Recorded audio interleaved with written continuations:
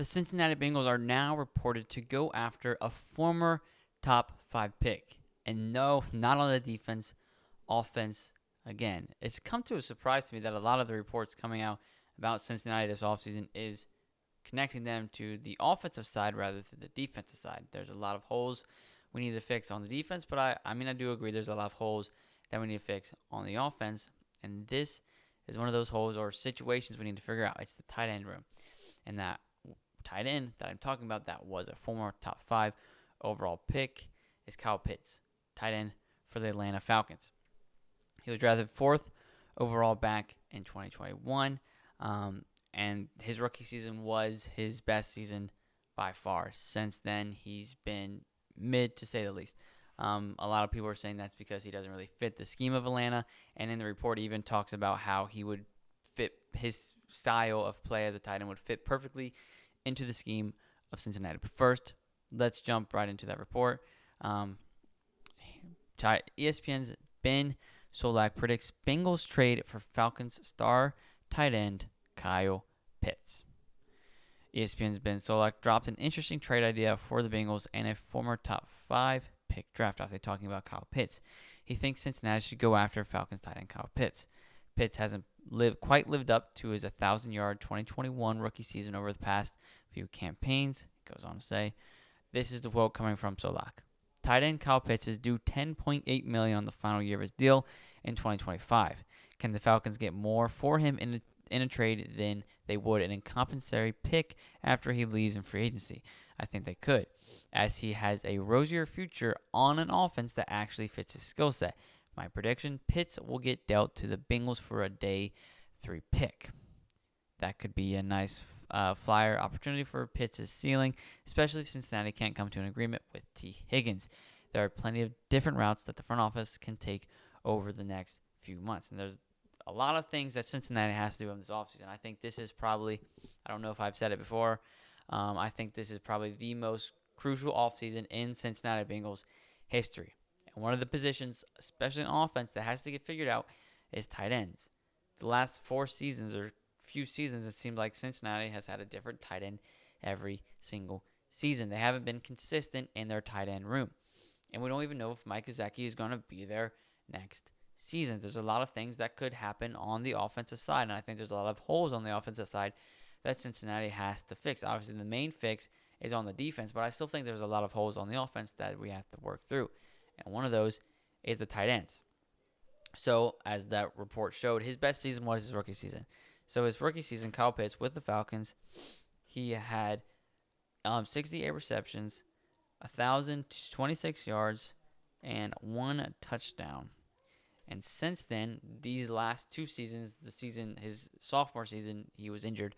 The last 2 seasons, he's averaged around 600 yards in the past 2 seasons. So he has been not living up to that first rookie season where he was a Pro Bowler in that first rookie season. But it's not terrible. I wouldn't be upset with the trade. I wouldn't be extremely excited about the trade. Kind of how I felt about Gesicki when we first got him. I was not indifferent about it. I was excited to see him play. I would be excited to see Kyle Pitts on this offense, but there's many options, and I'll go down some of the roads on that I'm leading on later in this video. But why I wouldn't be terribly upset with it is because of these 3 guys right there. Joe Burrow has had not any tight end in the Bengals system consistently. The longest he had it was with C.J. Uzomah for a few years, and Uzama's best year was with Joe Burrow. Why I am not particularly scared of whoever that tight end is going to be for the Bengals is because these 3 guys, their best or second best season of their entire career was with Joe Burrow in the Cincinnati offense. First, let's start with Hayden Hurst all the way to the left. He's been in the league 7 seasons. And his second best season of his career was with Joe Burrow. 52 receptions for 414 yards and 2 touchdowns. That's his second best season as a tight end. What about Mike Gesicki, the guy we had this season? He's also been in the league for 7 seasons. This was his second best season of his career. 65 receptions for 665 yards and 2 touchdowns. What about the guy on the right? CJ Uzama. Uzama. Oh my goodness. Uzama. Jeez. His best season. He's been in the league 9 seasons. His best season came with Joe Burrow for 49 receptions, 493 yards, and 5 touchdowns. So, I was pleasantly surprised with Mike Gesicki this past season. And with the stats he had this season, being the average around what Kyle Pitts has got the last 2 seasons, and Kyle Pitts is the younger option, I wouldn't be too terribly upset if we let Gesicki walk and brought in Kyle Pitts. I don't think that's a terrible idea. I do think Kyle Pitts would fit better in the Cincinnati offense than he does in the Atlanta offense, especially with a quarterback like Joe Burrow, who will make sure that he has the best season of his career, and I wouldn't doubt that he would, especially like the report said, if T. Higgins wasn't able to come to a deal with Cincinnati, we're going to need another guy that can be a target like a Kyle Pitts. And I think, like I said, I wouldn't be extremely ecstatic about the pick or trade. I wouldn't be entirely upset about it either. But the one thing is the fact that we would be trading for and losing a pick. There's a lot of things that Cincinnati needs to go get in free agency, also in the draft. I wanted as many draft picks as we can get. So I'd rather not have to get rid of, especially a day 3 pick. That would be like a 4th, 5th rounder that you could go get, like I talked about, like a Cam Scatterboo or Ollie Gordon. I would rather have one of those two than Kyle Pitts, especially with the guy that I think we should go after in the draft. Penn State tight end Tyler Warren. And I know every pick I've shown so far in the draft, I've mentioned an offensive player. But if you have the opportunity to get Tyler Warren in the first round, you should get Tyler Warren in the first round. I strongly believe he's going to be like the next Brock Bowers in the league. His senior season with Penn State, this is what he did. 104 receptions, 1,233 yards, averaging 11.9 yards per catch with 8 touchdowns. That's just through the air. He also got involved heavily in the running game at Penn State. He had 26 carries for 218 yards for a tight end, averaging 8.4 yards per carry with 4 rushing touchdowns. He also played center one snap. He played quarterback. He could throw the ball. Tyler Warren is going to be a utilities player in the NFL. He's basically a wide receiver built as a tight end, just like Brock Bowers. I really wanted Cincinnati to get Brock Bowers in the first round last season.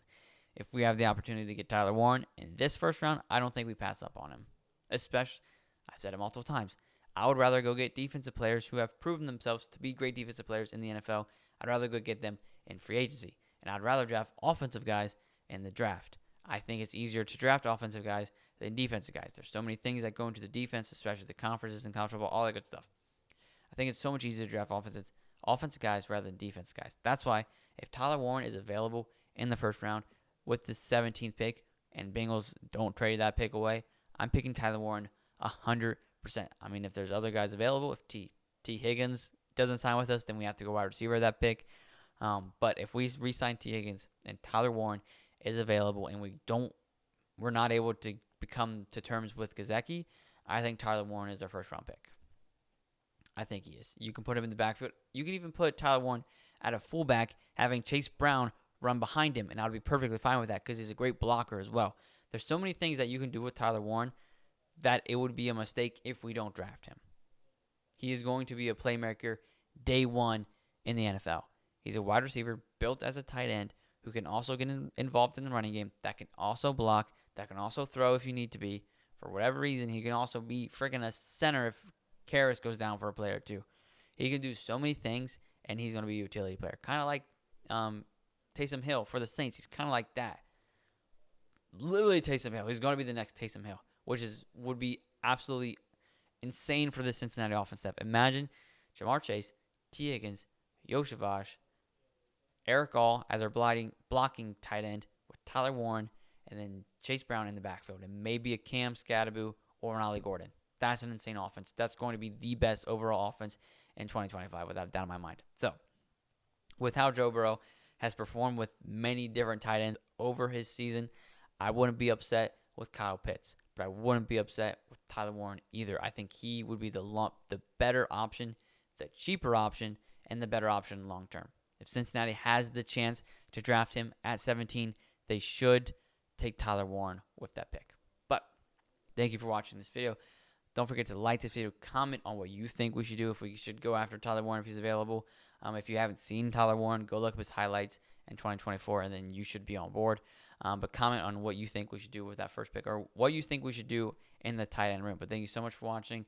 Don't forget to subscribe to the Bengals Digest channel for all your Bengals updates, trades, rumors, speculations, everything going on in Cincinnati. We'll be right here on the Bengals Digest channel. I'm Carson Lokey. Thank you so much for watching. Peace out.